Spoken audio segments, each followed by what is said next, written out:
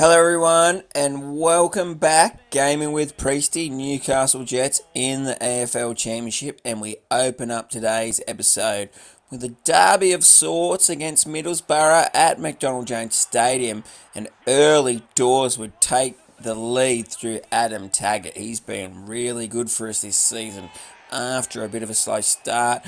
Now, I just remembered I've got to do a shout out for Dominic and Tyrese, my son Thomas got them to subscribe. So Dom, Tyrese, get your brothers and sisters if you have them to subscribe, and make sure you forward the videos on to your friends. We see Olsen here just before the half hour mark, double the lead. Scoring goals for us this season has not really been a problem. We create a lot of chances here. Castro there, the next to force.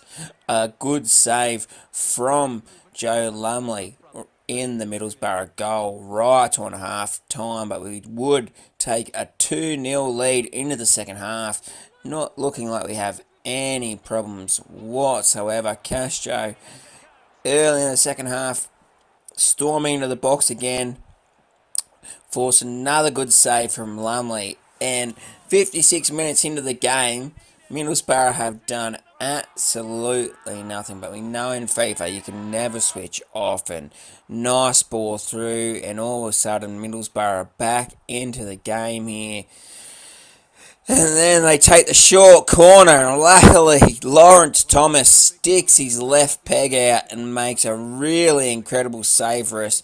From the following corner, though, we know Middlesbrough are going to try and do the exact same thing.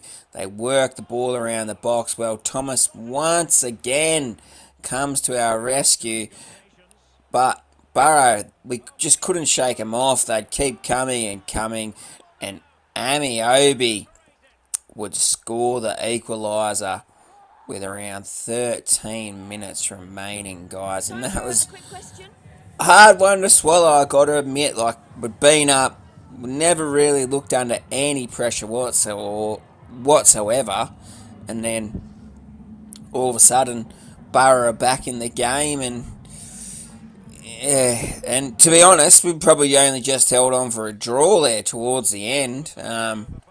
Yeah, a really frustrating game that was. We're heading to the next game of the episode against Barnsley. See Laird here cutting in onto his left foot. Nice shot, but couldn't get the final result we were looking for. It's just after the 20-minute mark. Ols would play in Ramsey, and he would force a good save from the Barnsley keeper. Odin Bele, though, from the following corner, he would have a nice shot on goal that was saved. But the goalie would rush his throw out, and we would pick it off, and then we would hit the crossbar from that. And you know what's coming after that. Devante Cole holds the ball up well. They get a good shot on goal right around the half-hour mark, and from the following corner. Yes, guys, Christy Davies there with the finish, and so disappointed. Oh, we just absolutely dominated that first half. Couldn't put the ball in the back of the net. Barnsley go down the other end, do what we can't do, and that's all she wrote for the rest of that first half. See here, early doors in the second half. Finally, we break down the Barnsley door, and from there we'd go on to push forward and try and get into the lead. Jacob, I always call him Jacob Ramsey there, would finally put us into the lead. And I think a deserved one right around the hour mark there. And then only 5 minutes later would push the ball into Barrios. Once again, Ramsey again. The score 3-1. Really, really deserved this result, I feel. Like, we were the better team, and that first half didn't really tell the story. See here, though, with around 15 minutes remaining, though, Barnsley wouldn't go away, and they'd force another really good save from Lawrence Thomas. something we always expect from our Gold Coast. This is what I'm talking about. They put on the high press, and I got to tell you, I'm not looking to make that pass to that player there, but sometimes it won't trigger to the right player. This is my excuse anyway. Doesn't trigger to the right player, and then yeah, the less said about that, the better. 3-2 win against Barnsley though. We'll take that, and hopefully we can stay up pushing for promotion as we have all season. We have a look here. Grozos, we accept an offer for him. He's come to the end of his development plan. He's never going to be better than a 61. He doesn't really feature for us, so we let him go for around 500,000 there. You see there, we're in 5th place. 12 wins, 4 draws, 5 losses. I'm ecstatic about that, to be honest. But you see, we've dropped points against Middlesbrough there down the bottom of the ladder, and after a bit of a slow start against Barnsley, where we couldn't take our opportunities, we finally got into the lead. We have a look at the top scoring charts here.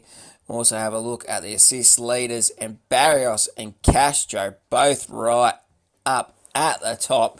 And even as we move down further, I think you could find some Jets further down on the list. Yes, Olsen down there in 23rd. Now we have a look at the clean sheets, and Lawrence, he's been good for us since coming in, but he's definitely not going to be up at the top of the goal scoring clean sheet charts. We know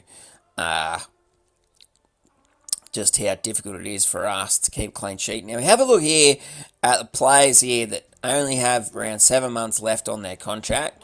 And guys, I've got to tell you, look, it's really difficult. We'd love for them all to stay at our club, but as we're moving higher and higher up the divisions, it's just hard to justify it.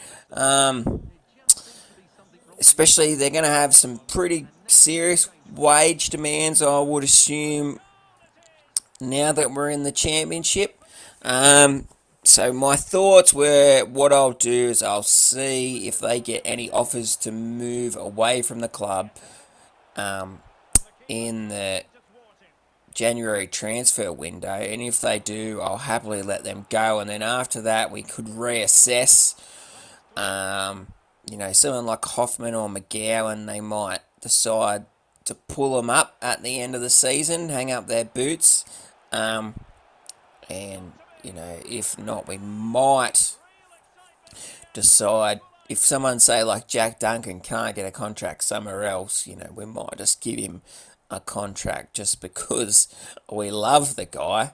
See, 1-1 here away from home against Preston North End. And for some reason in this save, Preston North End, they were in the Premier League last season, having another really good season this season. They seem to be doing reasonably well in real life. They're right down towards the bottom of the championship ladder this season. But we would get away.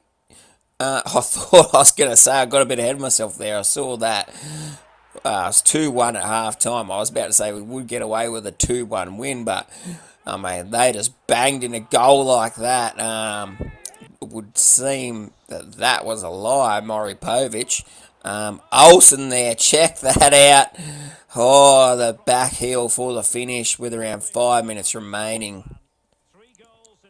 And that would be it. And I remember, actually, I think I was really frustrated after that game, so I forgot to do the post-match interview, guys. I'm so sorry about that. I was really frustrated at the end of that.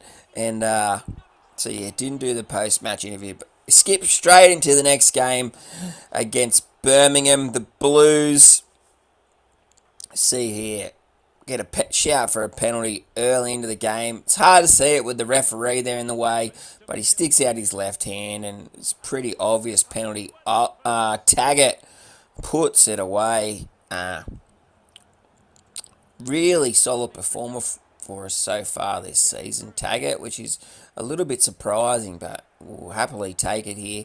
Ramsey there, absolute scorching shot. just goes over the bar. And another game where we would seem to create a lot of chances. McKinley here, he would double the lead in the 24th minute.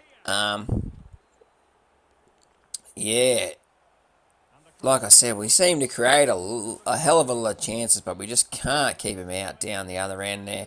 So a nice tackle. The press, though, comes and we turn the ball over cheaply. And, I mean, that's a brilliant finish from the edge of the box, but something we shouldn't have let happen in the first place. And then Clinton there, try to turn to go into the inside. We turn it over. Beautiful pass over to Hogan. And, first half where Birmingham did absolutely nothing. 2 cheap turnovers from us. And we've gone from 2-0 up to 2-all. And, yeah, I was really starting to rage at this point, trying to stay calm. Just after half time, they would only have Lawrence Thomas to thank for keeping us level at 2-all. 2 brilliant saves coming quick in succession. Yeah, I gotta say, guys, I was absolutely rapeable after these. Normally, I play around 3 games in a row to then save, cut them up. Yeah, and this was the 3rd game, the end of session where, I was dirty after that Preston North End game, and after this game, I was especially dirty. I thought we were much better than Birmingham in the game, but I just can't defend. I don't know what's going on there. Yeah, I just can't explain it, guys. It's just absolutely hopeless, and the young Birmingham striker scores his brace, and then late in the game would have a chance to get the winner, and McKinley would put it to the right of the goal. So 3-all. I mean, nice game for the neutrals. Away from home, it's probably a point, you take a point away from home. But to be honest, we should have won that game. There was a spell there in the second half where Birmingham were probably better than us. But, those 2 turnovers were just absolutely filthy. We see Giles, who we brought up through our academy. We're going to send him out on a short loan.